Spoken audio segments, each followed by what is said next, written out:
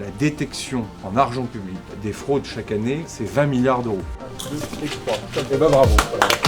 Ce projet de loi contre les fraudes fiscales et sociales, il va arriver au Parlement à la fin du mois de novembre. C'est la première fois qu'un texte aussi important est discuté en parallèle de la loi de finances et la loi de financement de la sécurité sociale. Parce qu'au fond, il y a quelque chose d'un tout petit peu curieux à se dire qu'on va peut-être voter des impôts nouveaux si on n'est déjà pas capable de percevoir et de faire rentrer les sommes qui sont déjà dues. À l'ANNEF, on travaille sur tout le territoire national. On va détecter et enquêter sur les fraudes les plus complexes, les plus forts enjeux financiers. On est sollicité par les vérificateurs justement pour nous derrière enquêter sur les sociétés. Et à la suite de nos perquisitions, on envoie nos dossiers auprès des directions de contrôle fiscal pour que eux fassent le contrôle fiscal des sociétés qu'on a perquisitionnées et qui rapatrient justement les sociétés sur le territoire national et donc les fonds et les impôts en France. On ne mélange pas la fraude et l'erreur. On n'est pas là pour aller poursuivre la concitoyenne ou le concitoyen qui s'est trompé de case dans sa déclaration d'impôt sur le revenu. On est évidemment là, en revanche, pour durcir le ton avec celles et ceux qui sciemment cherchent à frauder. Là, on est sur quelque chose qui est un enjeu de justice, qui est un enjeu d'efficacité et sur lesquels, évidemment, on doit avancer.